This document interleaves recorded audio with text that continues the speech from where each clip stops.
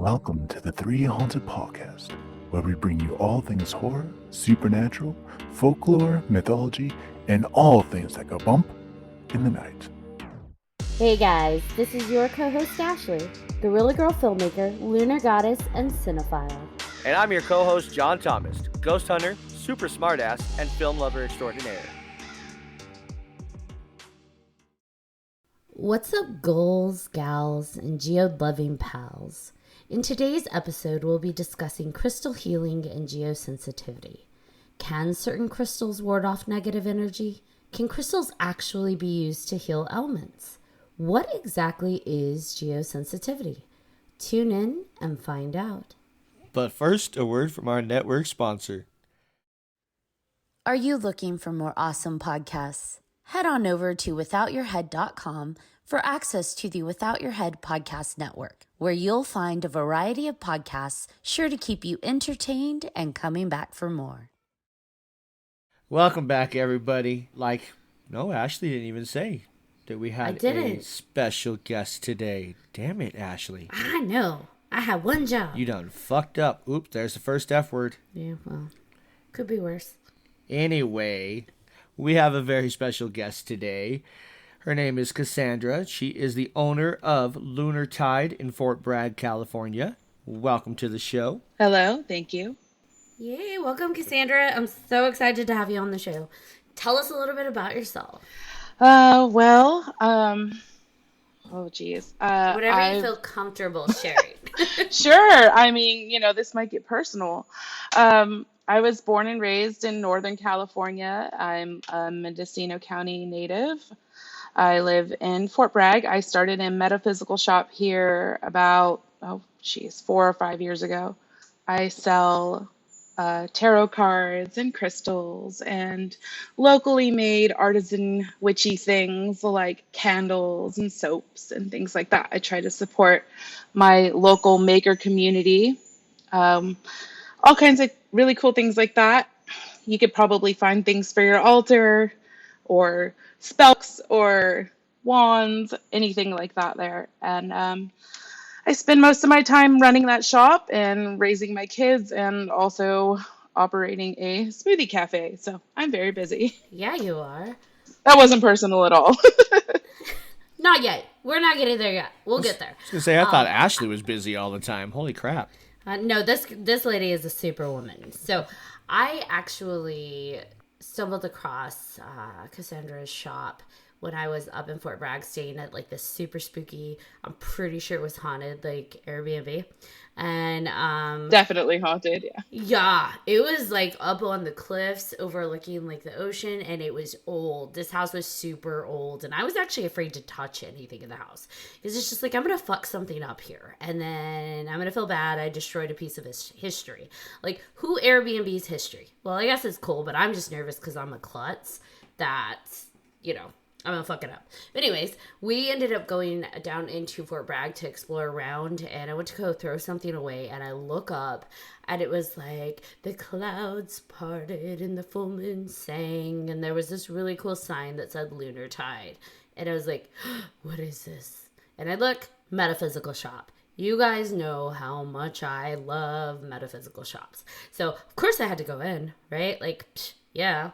And Emma was with me, and so she's just like, can I go in there with you? I'm like, absolutely. So we were walking around the shop, and it was so beautiful. Like, Kassandra has cultivated the most yummy space of like this calming, humming, lovely energy in her shop. Because to be honest, not every metaphysical shop feels so good. But this one, I was like, I could stay in here all day. And I ended up finding a candle that just spoke to me. I loved it. And it was this Love Yourself candle. And it came with this really cool card, what's in it, what the pieces within it do. So like, it has Amazonite, clear quartz, rose quartz. But it also came with affirmations that you say to yourself.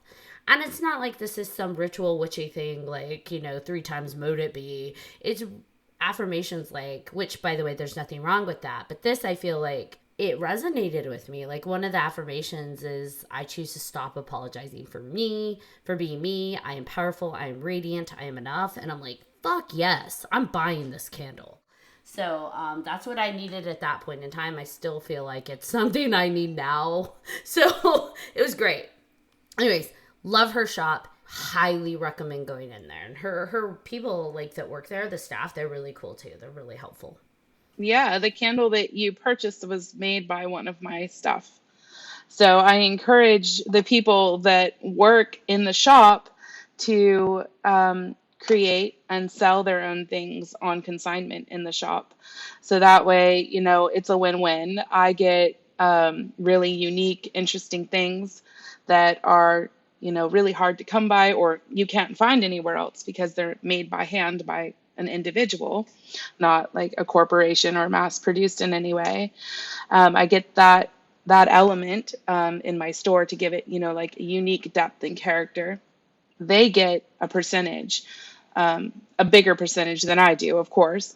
So that's ways that I try to support the people that work for me and give them other ways of, making money and connecting with the spiritual community. I've seen them evolve. Like, it's really interesting to see people like, oh, I could make this and sell it in your shop, and be like, show them the things that I make. And then they get inspired by that and then go in their own direction.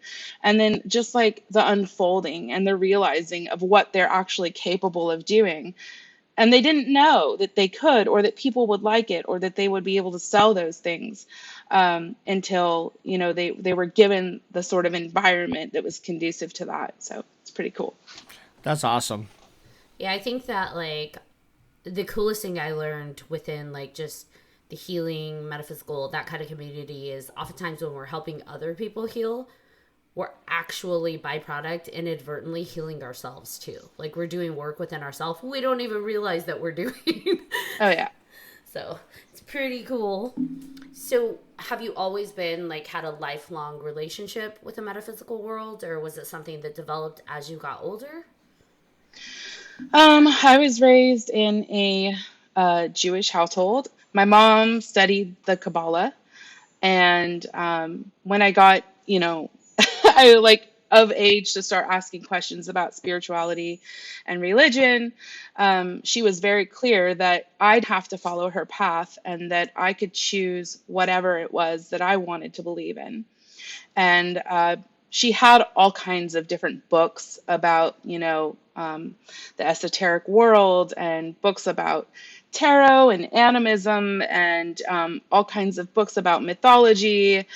She had like my mom was definitely a big influence just by having all of these books accessible to me. And I was homeschooled and I lived in the middle of the woods and I didn't have any human contact for most of the time that I was in like junior high. So I, started picking up these books and looking through them and just started like asking questions. My mom used to like let us watch the 10 Commandments with Charlton Heston, and then I remember being like 11 and being like, did he really turn the water into blood? Like, that's not possible. Like, this, he threw his stick down on the ground and it turned into a snake. Give me a break. Like, and so, I was encouraged deeply to start exploring. And I had some neighbors that were, well, our closest neighbors. They were a quarter mile away. They were Native American, and I was really interested in what they believed. They explained to me that, very,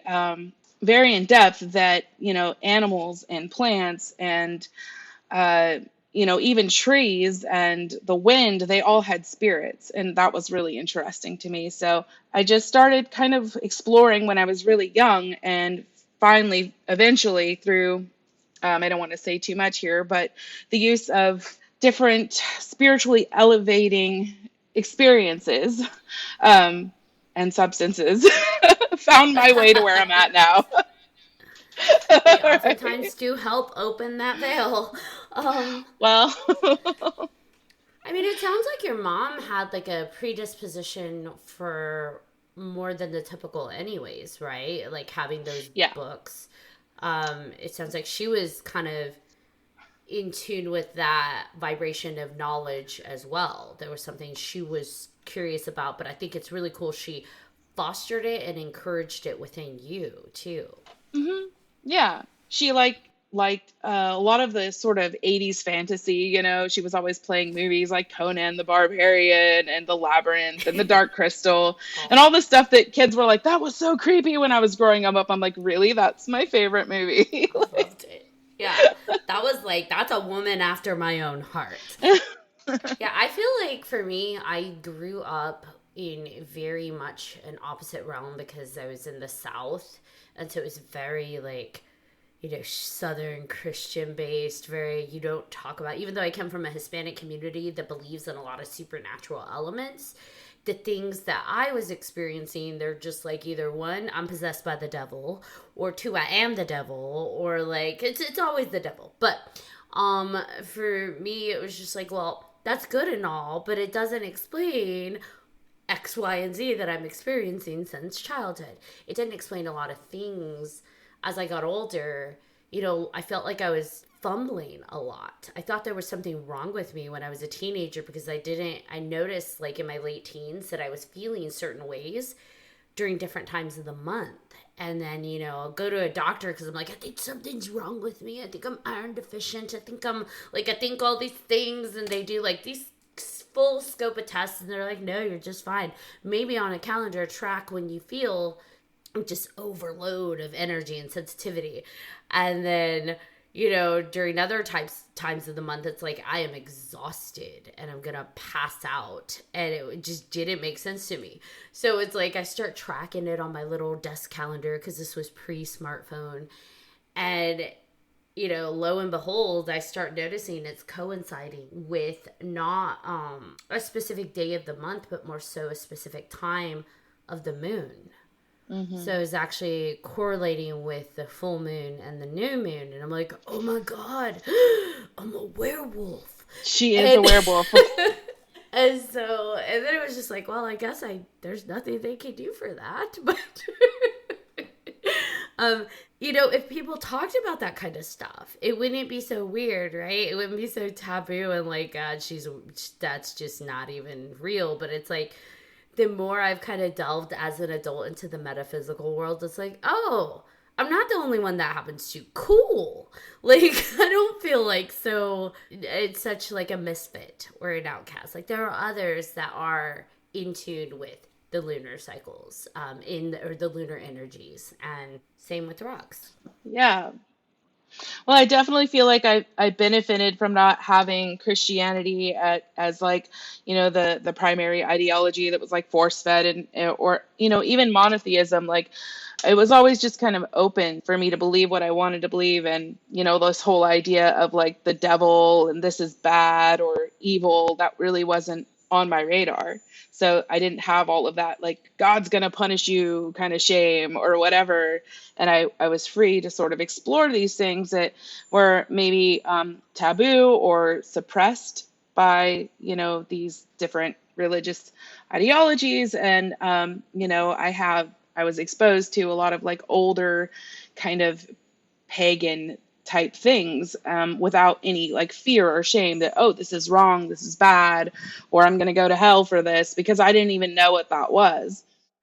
I feel like my life has been a lifelong realization that a lot of what I feel like my gifts or my sensitivities are one, they're not curses. Two, they're not evil. It's not something like the devil is sending me. And three, other people feel it. And I think a lot of why we're kind of touching on these topics in the podcast this season is so that other people realize that, like, hey, I know we oftentimes think that we're crazy. Like, there's no way I felt that. But it's like, maybe you did. And guess what? You're probably not the only one.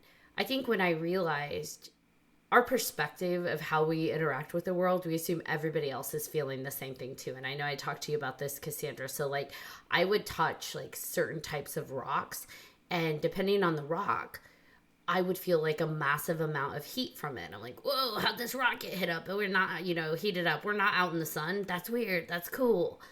And I thought other people, like, I assumed I could feel that. Everybody else can too, right? Like, feel this hot rock. And it was interesting the moment I realized not everybody feels that. Yeah. Because I had handed a rock to somebody, once, and I'm like, hey, this rock is really hot. And they grabbed it and they're like, no, this rock is cold. Like, I don't feel anything. And then someone else grabbed it and they're like, no, it is hot. And I'm like, hold on, what's going on? It's like, this is not the dress is green, the dress is blue. Like, this is, how are we feeling two different things? Well, you know what keeps me alive are my healing crystals and the blood of my enemies. That needs to be your bio. It's a joke, but mostly. I know, I love it though. It's a mostly joke. I think that's gonna be something I now embody as a warrior.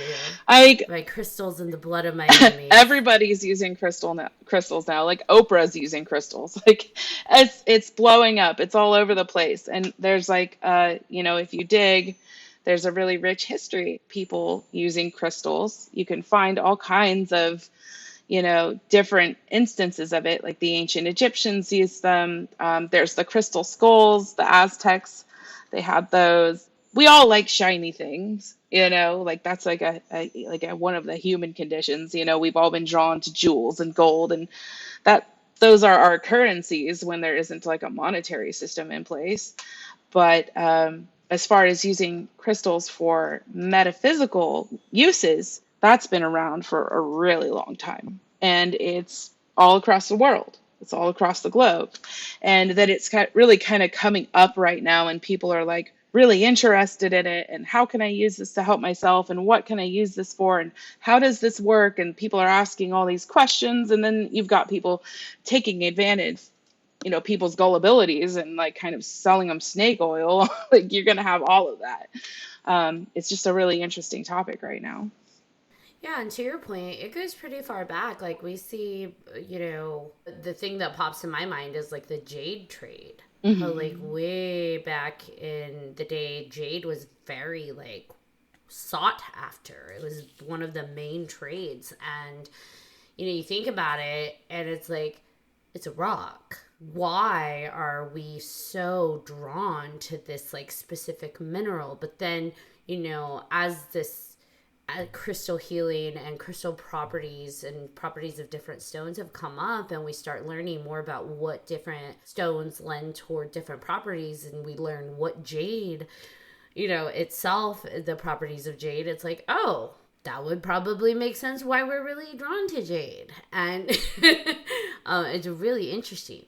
My question is, I guess my first question of the evening, we're in such a fortunate age where there's so much information at our fingertips, so I can look up amazonite and what its properties are, or amethyst and what its properties are.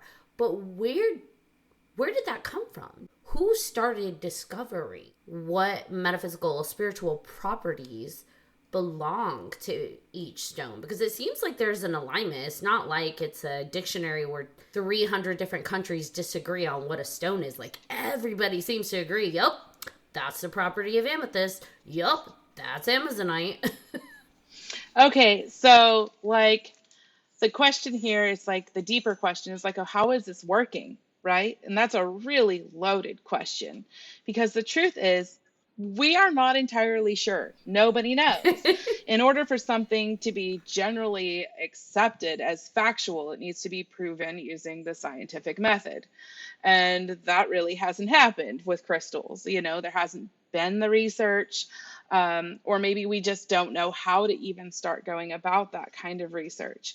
But we do need to give ourselves collectively as conscious beings credit for coming to an agreement on all of this and being like, oh yes, this is, we're using amethyst now because it is shown to be helpful with nightmares, or increasing your willpower, or breaking bad habits. We do know that crystals have highly organized molecular structures.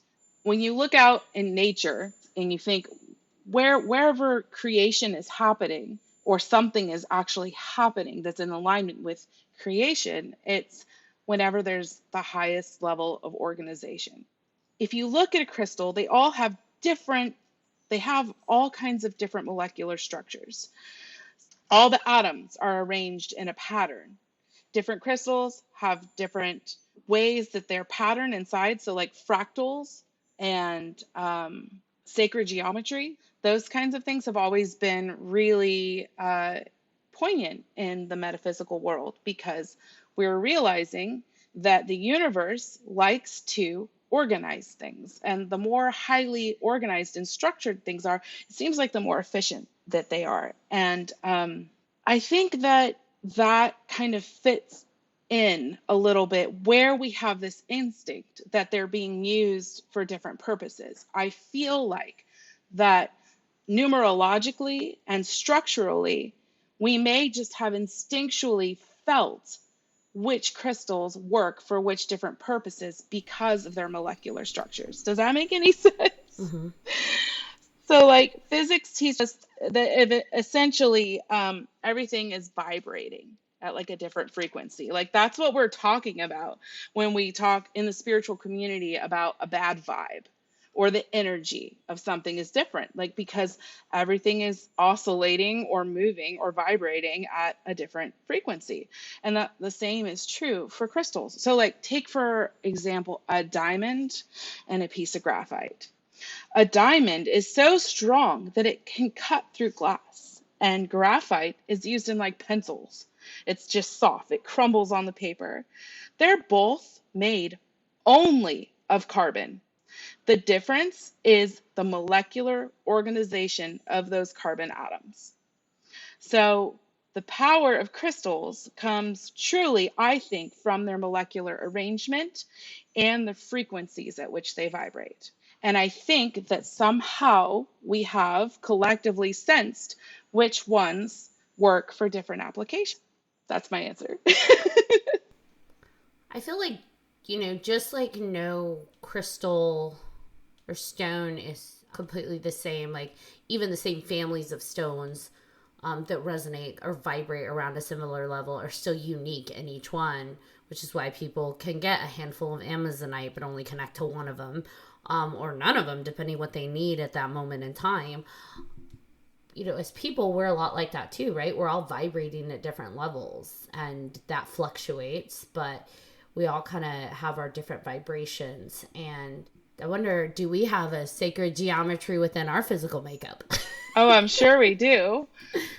So crystals, they grow from components on the periodic table, right? They don't have cells. They don't have organelles. Mm-hmm. They come from like carbon Right. and, silicone and all that, those different things, silicates. And they don't just like occur in nature from like a freak event. They are usually take a long time to grow. And just like anything that's alive, like a plant or a life form, the conditions have to be appropriate. Crystals actually have like a seed crystal or a nucleus that they grow from. So once the nucleation occurs and they have the space and the stable conditions to grow in, they can get enormous. They can get really big, like a goldfish. Like they can just, like you've seen those huge cathedral crystals. So they kind of follow some of the same rules as the life forms, or the carbon-based life forms on this planet, which is interesting to me. Heck yeah. And like what you were saying earlier, that one feels different than the other. There's a lot of theories out there that talk about how crystals store information.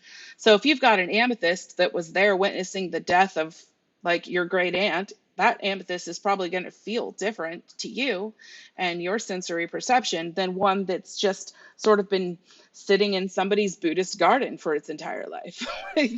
Yeah, I've heard some interesting, talking about the amethyst that was there.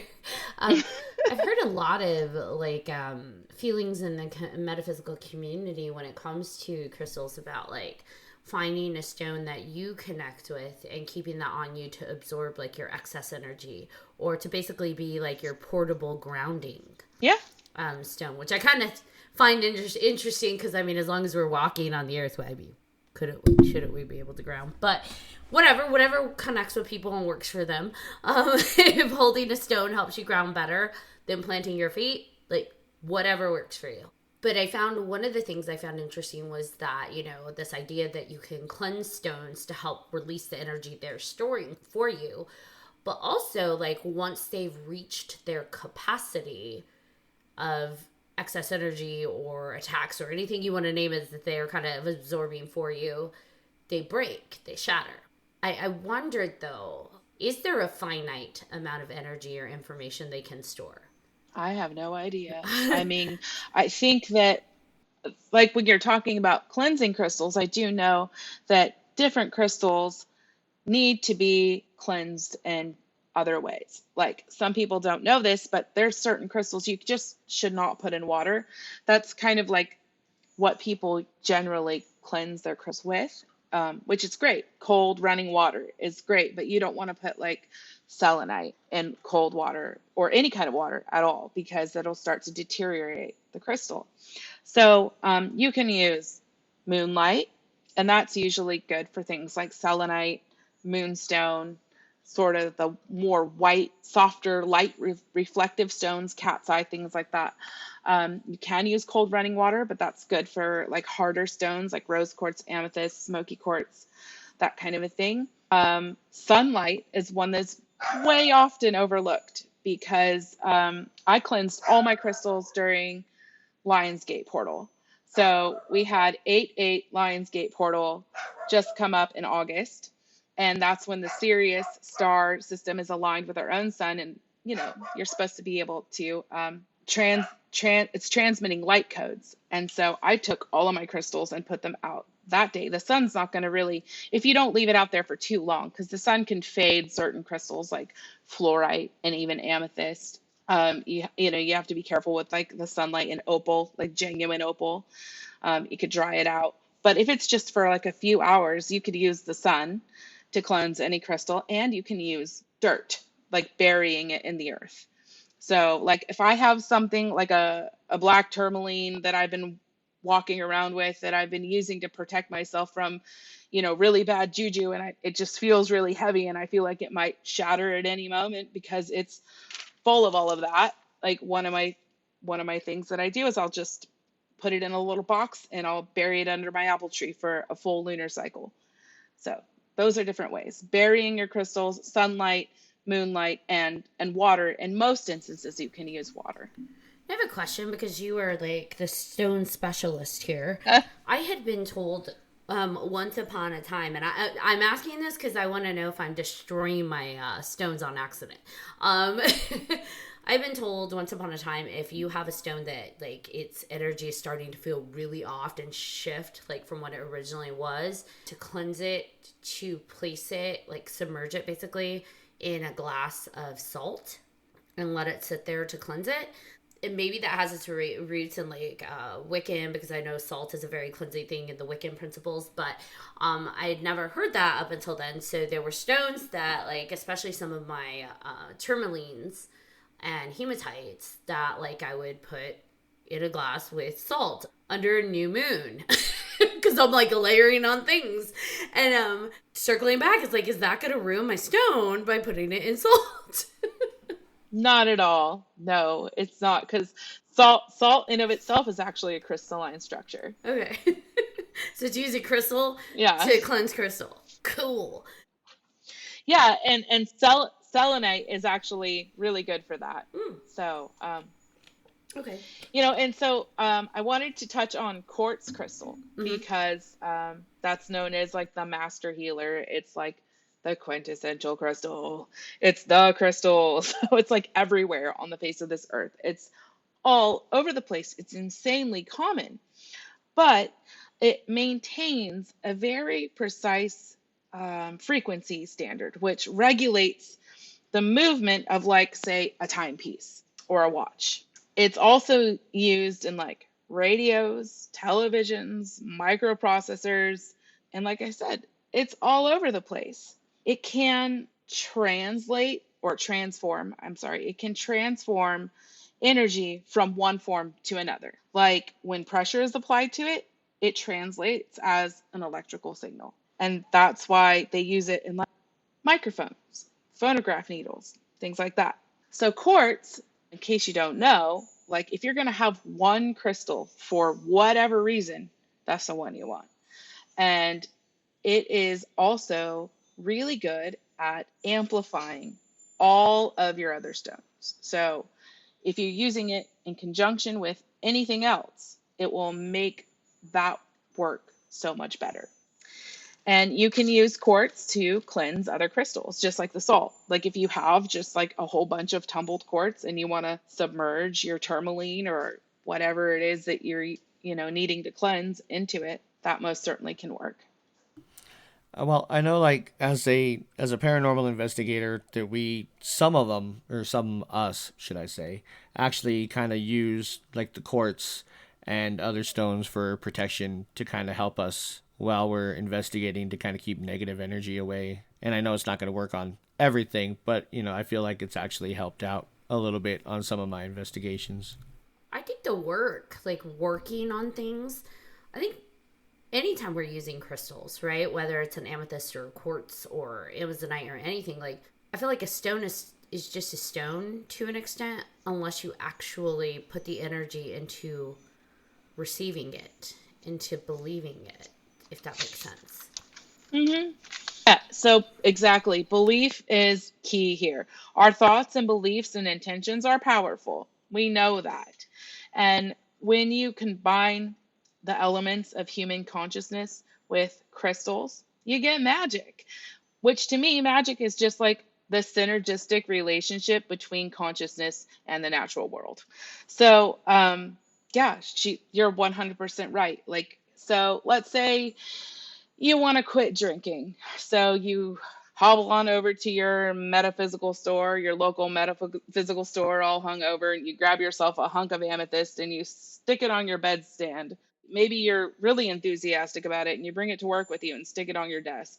That's totally different than if you take this amethyst and you pop up a little altar and surround it with some quartz crystals and light a candle and then write a list of all the reasons you want to quit drinking and fold it up and put it underneath it and spend 5 minutes every day meditating on that little stone and putting your energy attention to it.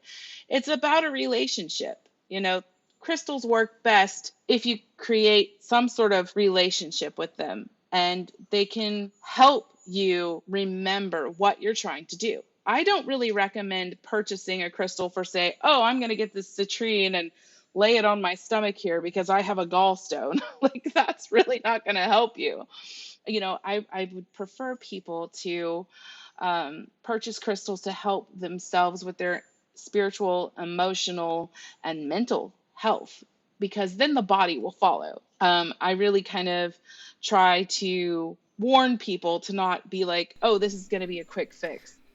I think we had discussed it in the last episode too, is that by the time, like a lot of our physical manifestations of ailments, not everything, but a lot of them, especially when it comes to like digestive issues and things like that, they are physical manifestations of energetic and spiritual trauma that has built up. So if it's to the point where it's like physically manifesting into some actual ailment, like it's maybe a little too late for the crystal to do its work. I think now it's time to, seek the help you need in the way, which doesn't mean you have to go get surgery necessarily, just again, depends on your ailment.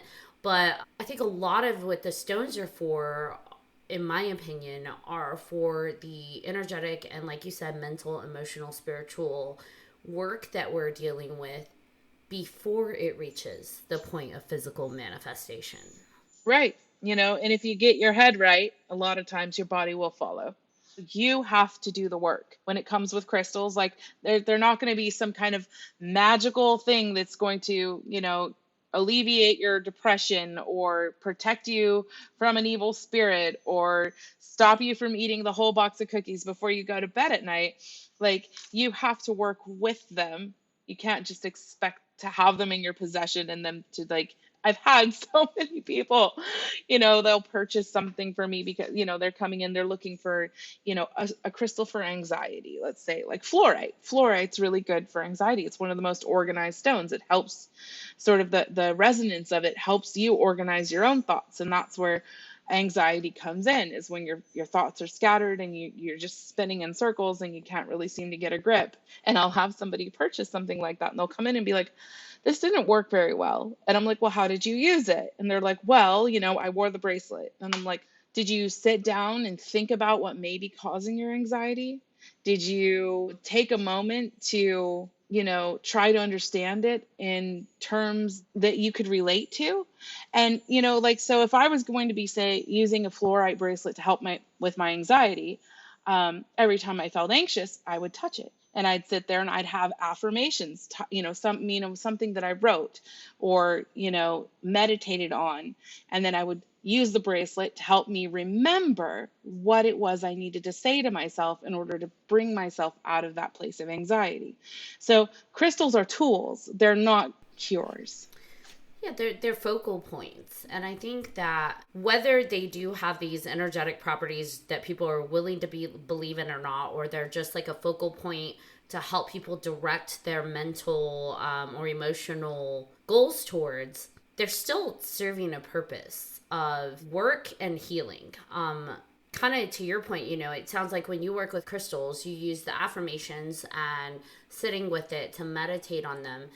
And I found when I have my stones, especially ones that are like for anxiety or protection stones that I want to use to ground, like for me, I'm still having to put in work. I'm still having to direct my breathing and control my breathing. If I'm feeling anxiety rising and I hold my stone, I'm sending that anxiety using my breath guided to that stone to hold it for me. But it's like you said, it's still an action. It's still work that I'm having to do.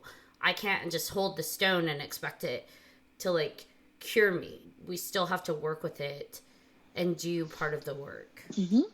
Now, I found it interesting that there are different stones that correlate with different chakras within the body. Because I always felt like stones were very personal to what your energy needed at that moment in time. So whereas I might connect to a rose quartz today, next year I may be really leaning towards this intuition or instinct to hold on to a turquoise or something, just depending what I need at that moment in time. So I find this idea that there are stones for specific parts of the body really interesting concept. And especially the ones that they like mold together to be one stone. So it's like 7 layers of stones in one.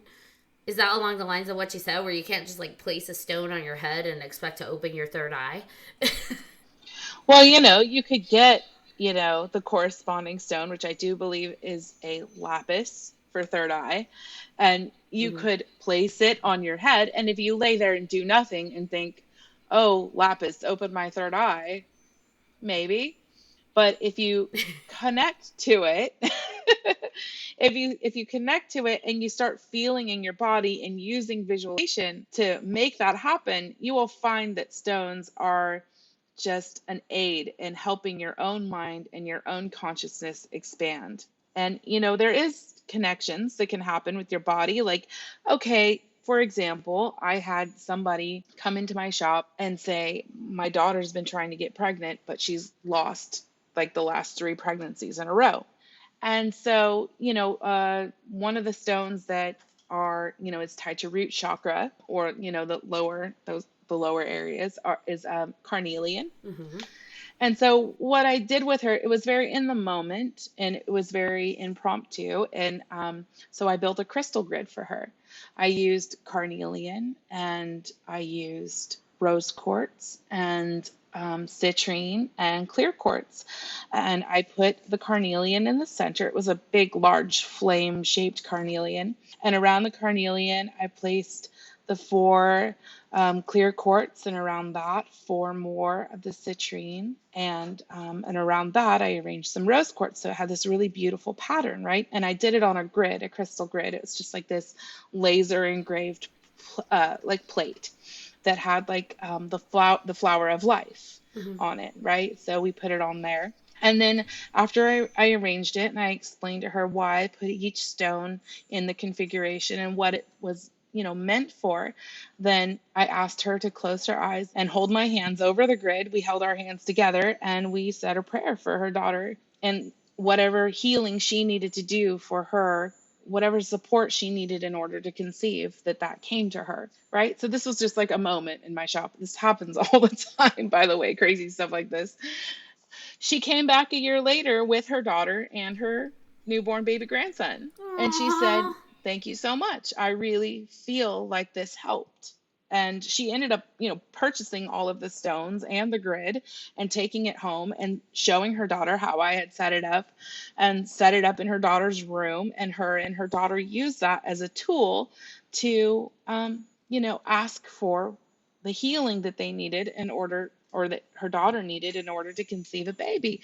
But, after talking to them, I realized that, just that act had helped her daughter do what she needed to do to change her diet and to get more exercise and to get better sleep and to start taking the right supplements and herbs to prepare her body for pregnancy. So just by having that grid set and having that daily practice of going to it and asking the universe for what she needed in order to heal the situation in her life, she was able to use that as a conduit to sort of do the work because it reminded her of what she truly wanted.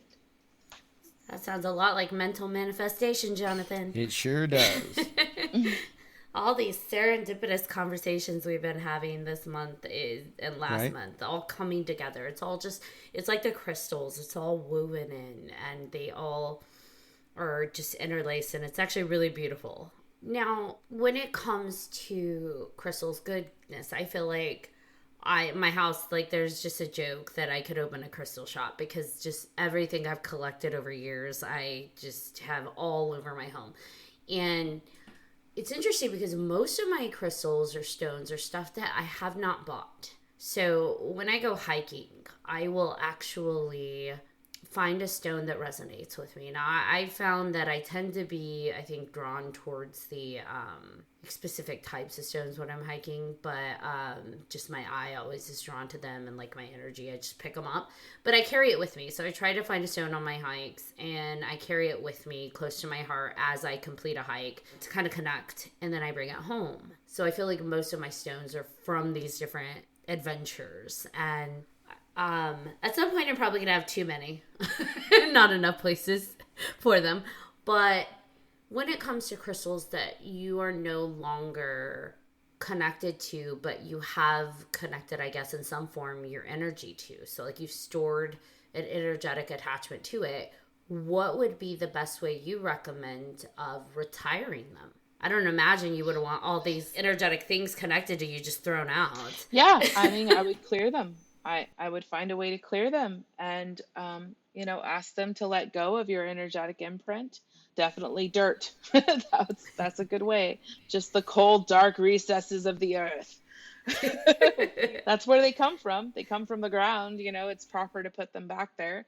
If you don't want anybody else to have them, I would just bury them. If you were wanting to pass them on to somebody, I would bury them in the ground and run some cold water over them and wave some sage or whatever smoke you want to use to clear it. You don't have to use sage. You can use mugwort or lavender or rosemary, any of those things, just some smoke cleansing, some sound vibration, like a singing bowl or a bell, just with the combination of your brain waves, just sending it through the crystal to scatter all of that information and just bust it all up and clear it out, and then gift it to the next person or leave it buried. Were you able to bring any rocks home when we went to Arizona, or did you actually not? I can't remember, because I know we talked about it at the airport. Oh, no. I brought quite a few. I thought so. Because I remember you saying something like when we were doing the baggage check and everything, you're like, I have so many rocks. And it's just like, uh-oh. Yeah, I brought, and it's interesting because the two different trails that had like the energetic, it was remember it had like the masculine or feminine energy depending which one you went on. The rocks were actually completely different on the trails too. Like one of them, all the rocks were like, the red rocks. And then the other one was more of like the granite stones. Like if you looked at the rocks, you would think they came from two different types of landscapes, not within the same city. Right. So it was pretty neat. That's crazy. And yes, I brought a bunch back. I thought so. I know. I have a rock problem. Or is it a problem? I don't think it's a problem. No, I don't think that it's a problem. I just like that it's trendy now because it makes it easier to find them. Although I'm always curious because now it's so trendy, like you can go to TJ Maxx or Home Goods and find like huge stones. And I'm like, is that rose quartz that's like the size of a brick really $20? Like, is that really rose quartz? I don't know. Makes you wonder. Well, that goes back to the energy, like where did it come from and was it sustainably harvested from the earth? Fair. That's a whole nother conversation, really. Ethically sourced crystals is a whole nother topic. I have a different sort of outlook on reality and resources than a lot of people do. And I really won't go into it, but I think that if you find a giant hunk of rose quartz at TJ Maxx, regardless of what it's been through, if you clear it and clean it and program it with good intentions and anoint it with some lavender oil and say, okay, you've been through a lot in your mind, now I'm going to take good care of you to good use, then I think that it's okay. I really do. Like we do need to take care of the earth. We need to be conscious and we need to be as helpful as we can and not supporting like the whole deterioration of our planet and environment. If you have good intentions, I think that you could put it energetically to good use. Do you recommend for people that do go and connect with stones, or they go and speak to somebody that's like recommending stones for them, that the first thing they do with it is take it home and cleanse it to like get it ready for them? Oh yeah, yes. You don't know what that thing's been through. And I've picked up rocks that I'm like, damn, this thing's done its job. Like, what the hell? You should definitely, before you use it for any work, whatever it is you're doing, whether it's, communicating with the spirit world or it's, any kind of physical healing or spiritual healing, it doesn't matter what you're using it for. The first thing you should do is clear it.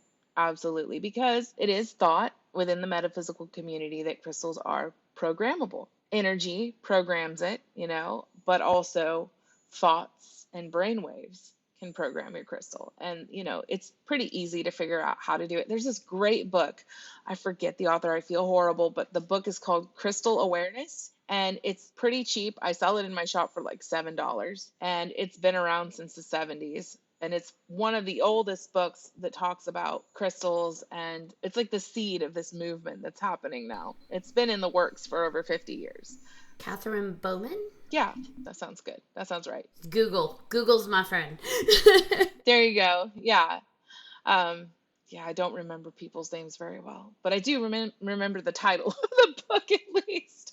Yeah, it's a great book. It's a good start. There's a lot of books out there about crystals, but that's an older one, and that's a really good one. And there's another one called The Crystal Bible, by Judy Hall, I believe. And that's an excellent book for not only just like the metaphysical and spiritual properties of the stones, but also it has more of a scientific approach where like this is where it's found in the world, and this is its hardness, and this is its like crystalline structure, and that's all really good to know, especially if you're using it like for numerology too. Like if, crystals can pair up with other types of magic. Like you can use crystals with numerology, you can use crystals with color magic, you can use them with just about anything. You can incorporate them. They're very versatile in that regard.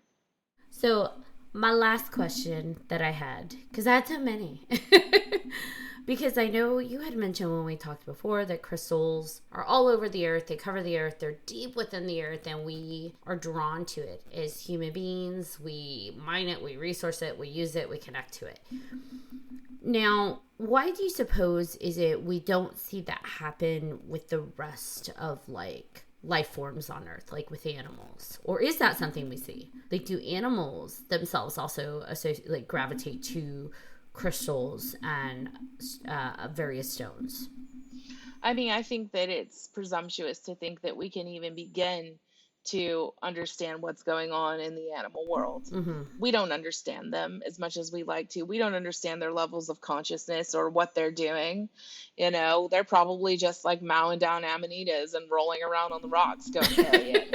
Like, we don't know. We don't know.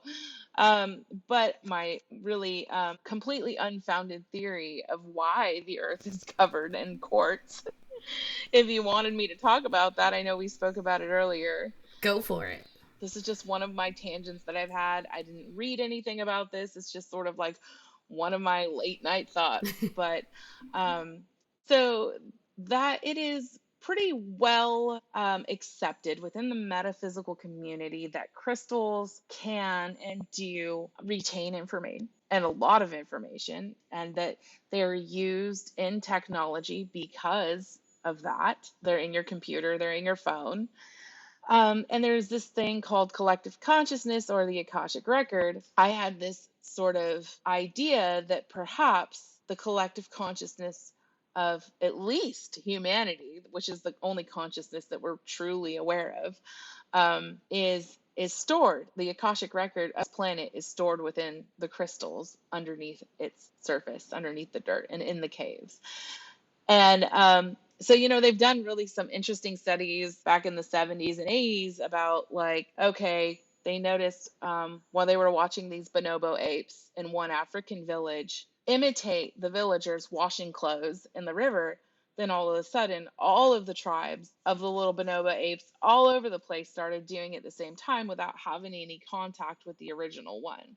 Like they were isolated. So it wasn't like a monkey see, monkey do. It was like a monkey do, and then all the other monkeys are doing it because, collective consciousness.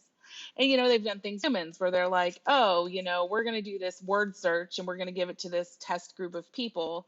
And then any subsequent test group of people does incrementally better on it, even though they haven't had any kind of previous exposure to it and they've never talked to the people that did it before. They didn't know about it.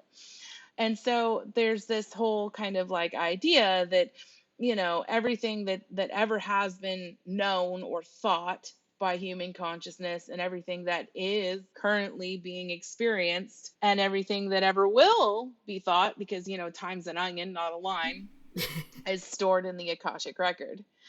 And it just was really interesting to me because I was like, I was just thinking like, why is there so much of this in our planet, this material that can transfer energy and hold information, so much information. And so I just kind of had the really interesting thought that it was basically holding the collective mind of the planet. I mean, that's pretty interesting. I liked it when you told me about that. Like, that's a really challenging, but I mean, to your point, why is our Earth created of so many specific types of crystals? And that each one resonates to a different vibration.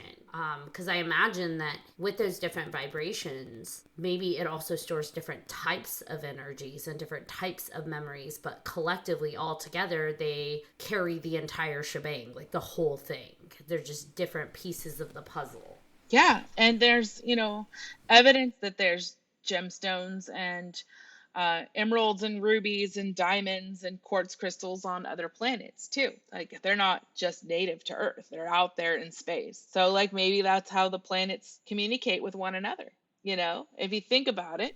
On that even larger scale of collective consciousness. Yeah. Yeah, right. And so like, the universe is comprised of all of these different structures like galaxies and planets and solar systems.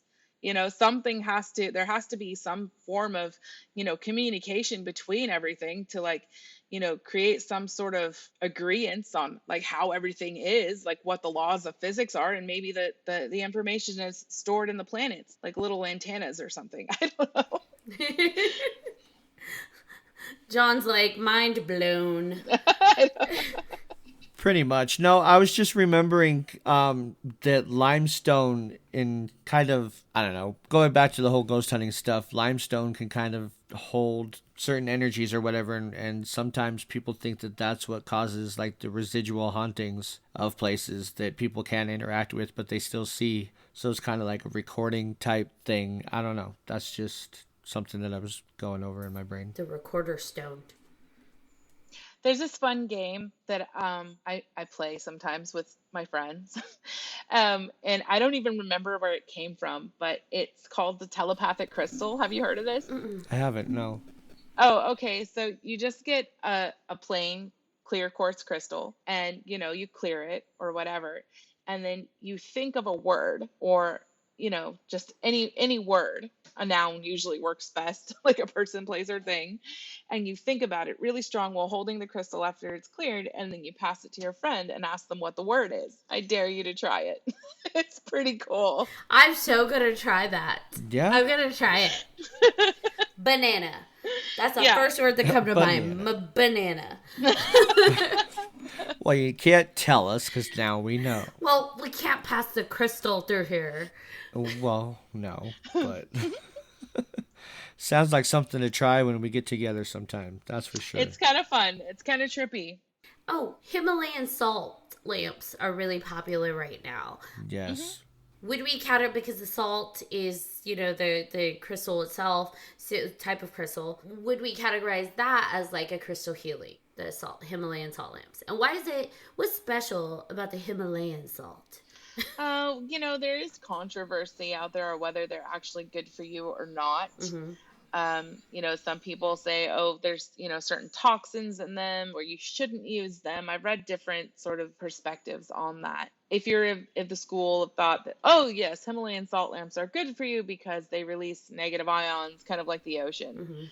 I feel like, they just have a really beautiful, nice, warm, comforting pink glow. And every once in a while, I might sneak across the room and lick it. But oh my god, I love you. Can we just be best friends already? I never would have thought about that. So well, you've never licked a salt lamp, really? So I have this. No, I don't. And I got it because it looks like the full moon. It wasn't because I it's beautiful, necessarily believed in Himalayan salt lamps.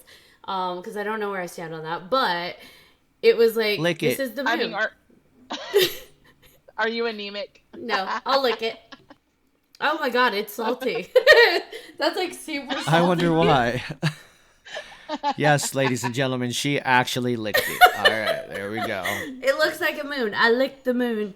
Yeah, you're never going to be able to stop. You're not. That is like super salty. But what is it? Because that's like, oh my god, I feel like I'm so emo and I don't necessarily like that. But it's like, as soon as it was like, wow, this is really trendy, I'm like, nah, I don't trust it. But it was just like the Himalayan salt lamp stuff. Like, it feels like it popped up overnight. And then all of a sudden you find it like culinary. Here's your Himalayan sea salt for pink sea salt for cooking. And it's just like, what is it about the Himalayas? Why is that salt specific to healing? Because wouldn't salt be salt? Probably the energetic resonance of the Himalayas. Like, it's a majestic place. It's beautiful. It's probably got all kinds of, information stored within the salt crystals to soothe your aching body and your worried mind. I put Himalayan pink salt in my bath. I'm not gonna lie, it's amazing. I read this ceremonies. This lady I talked to talked about like cord cutting, energetic cord cutting for those that don't know. And so she's like, if you want to get rid of an energetic connection, here is a cord cutting ceremony that you can do. And it's basically sit in a bath filled with Himalayan sea salt, like not you're covered in salt, but like put it in a hot bath, a bunch of Himalayan sea salt, and sit in that bath and do your ceremony from there, because then you're surrounded by the healing, you're surrounded by that salt, which I guess is supposed to be cleansing, and it helps focus in the energy of your cord cutting if that's something that you wanted to do. So for me, I'm just gonna lick my lamp. Like, I wonder if that works. I lick my lamp and then I do my ceremony. I'm just kidding. What kind of genie is gonna pop out of it? It's an erotic genie if it comes out from me licking it. That's a dirty genie. I mean, it's kind of fitting considering who owns it, so... I'm a naughty girl. Gee, I own it. Whatever. I mean, it's going to be one hell of a genie. That's all. Whatever. It's not even going to be a genie. An incubus is going to pop out of my lamp. Like, that's just what's going to... Knowing your luck, yeah. Hey, luck or gift? Either way, you choose. It's going to be a good, fun time to be had by all. But by all, really, though? Well, I'm going to have a good time. There you go. See, this is where, Kassandra, we fall off the rails and dirty jokes commence. That's fine. Yeah, it's fine. That's like, I didn't know you were a lamp licker. Lamp licker. Yeah, well, because you told me to lick it. Well, yes, I did, but I didn't think you would actually do it. I mean, I'm just kind of wondering what else I could get you to do. Probably a lot of things. Throw a drink or two in there and probably a lot. I'm pretty go with the flow kind of person. He'd be like, "Hey, Ashley, go do that." And I'm like, "All right, sure." Oh, also, with Himalayan salt, though, it's got that really lovely pink color. Hmm. And it's just really comforting and pretty. And we all associate pink with comfort, and especially that warm, like rosy pink color. Just like there's a softness to it that's really relaxing and beautiful. So that could be part of it because it is pink. Like if it was white, just like any other salt, probably wouldn't be getting so much attention, right? Probably not. Hmm. So this has been a really awesome conversation. Like, do you guys have anything else that you want to add on this topic? No, every time I try to add something, I mess it up. So, Yeah, right. Just, I guess, be smart and use your crystals responsibly. Take everything with a grain of salt. Don't believe everything you read or hear. Do your own research and trust your instincts and trust your own body to tell you what's right for you. There's a lot of really amazing information that you can get.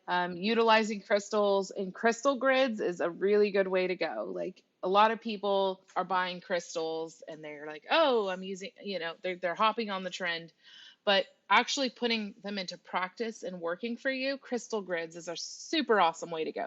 There's other things you can do, like you can make mojo bags and candle magic. You can put crystals in all kinds of different things. But crystal grids, I really feel like resonate with the crystal because, like I said earlier, crystals have these molecular structures and they're highly organized. And when you arrange them into geometrical patterns, and find ones that resonate with each other, and you're doing that with a specific purpose or intention in mind, it's like you're helping program your own subconscious and you're telling the universe what it is you want. And I use crystal grids in my practice every day. I have 3 crystal grids on my altar right now. I have one for peace and I have one for prosperity right now. And I also have one for creativity. So I just went and I opened up my crystal books. And yes, I even used the internet to like which crystals are best for creative flow and grounding, and like what do I need in order to like open up my door to creativity. And I'm like, okay, smoky quartz, that's super grounding, and that's associated with the goddess Hecate, the goddess of magic. So I'm going to put this big old chunk of smoky quartz here in the center, and I'm going to surround it with labradorite, because labradorite is all this blue and orange and red and yellow and all these flashy colors, and it feels like such a really magical creative stone. So I'm going to put those around there with some quartz, and then I'm organizing it and it's sitting there on my altar, and I can go and I can sit there whenever I feel like I need to tap into my creativity and be like, okay, crystals, give me the juice. So if you're really interested in working with crystals, I recommend exploring more down the path of crystal grids and grid work. That's the next new thing. I have a lot of tools in my store, these things I call them energy talismans or crystal talismans. And essentially it's like a pyramid or a cone center, and around it it usually has attached, like with sterling silver, 4 crystal points, like north, south, east, and west. And there's like maybe some garnet cabochons or whatever, and they're like these crazy looking things, and I always get people picking them up and going, what is this? Like, what the hell is this? And I'm like, oh, that's like the perfect thing to put at the center of your crystal grid. And they're like, what's a crystal grid?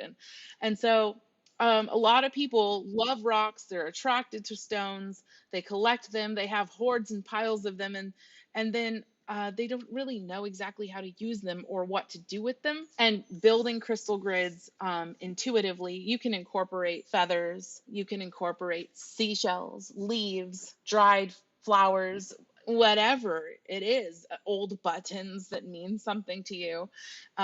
You can endlessly sort of create and manifest with crystal grids and other natural materials.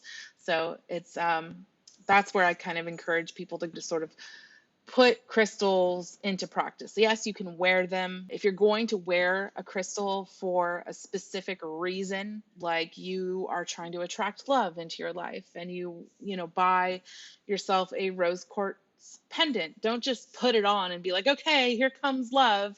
That's not going to work.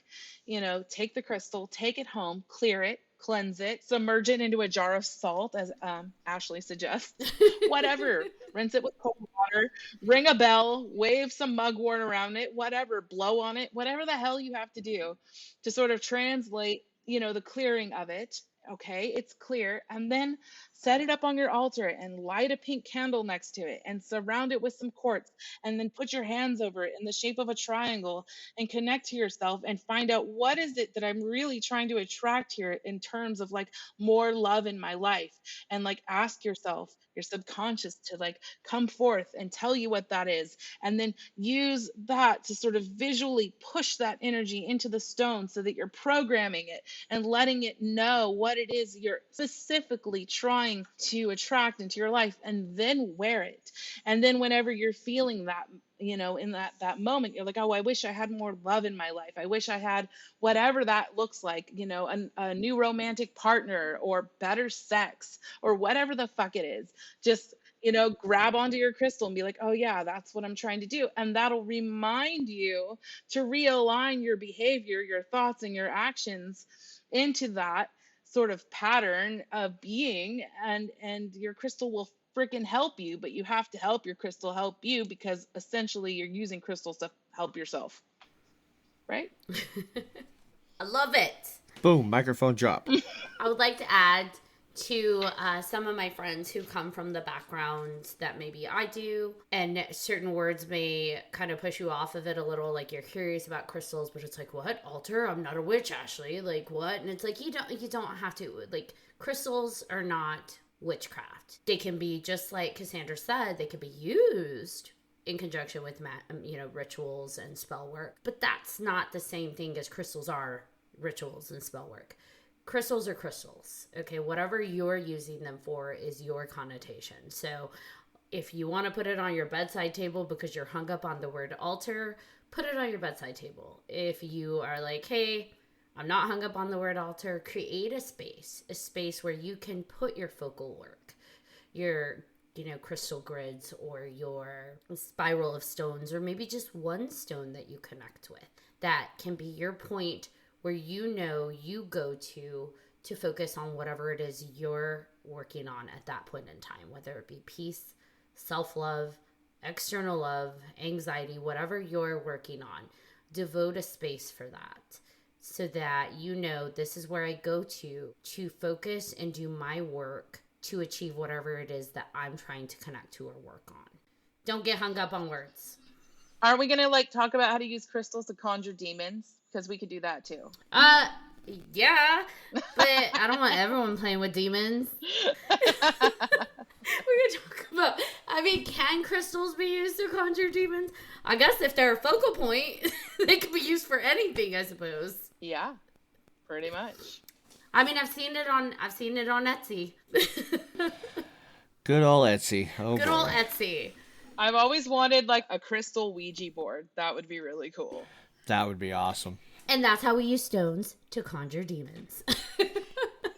Disclaimer, I don't really believe in demons, so I was just, ruffling feathers.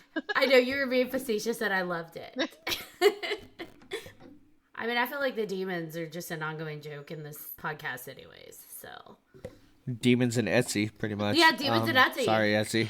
I'm telling you, those ladies on Etsy are gonna, put a hex on me. But real talk. Yeah. Anybody that is listening to their intuition, keep doing what you're doing. Trust yourself, listen to yourself, because you're the only one who knows what you need. Well, thank you so much for joining us, Kassandra. Is there anything else you want to say about the shop, or if someone wants to contact you about maybe creating a custom grid? Is there anything? Oh yeah, well we have we do have a website. It's lunartidegifts.com. GIFTS, not like GIF, but GIFTS. Our shop's open 7 days a week in downtown Fort Bragg from 11 to 7. If you haven't ever visited Fort Bragg in Mendocino County, my shop's a good reason to come. No, actually the ocean, the redwoods, and all kinds of other. The haunted Airbnb. Oh, there's several haunted Airbnbs, and there's even this one motel that used to be a hospital. I have a pretty thick skin for stuff like that, but one year I won a night, a free night there, in like a silent auction, and I left halfway through. I was like, I can't stay here. John, I'm sending you Sounds there. like we need to go. I know John Time wants to go. He's like paranormal investigator. Oh, there's activated. a couple of places, and there's even Yes, this other boom. place. It's called the Glass Beach Inn, where apparently there's a chair there that anybody that sits in it, they die very shortly after, and they actually had it roped off. Don't sit in the chair. Yeah, I don't want to sit in that chair. John, you want to bring us home? Let's bring us home. Thank you, everybody, for tuning into this episode of 3Haunted. I am your co-host, John Thomas. I am Ashley, Lunar Goddess. And thank you again to our special guest, Kassandra. This has been very fun. I appreciate you coming on. Yeah, thanks. It was great.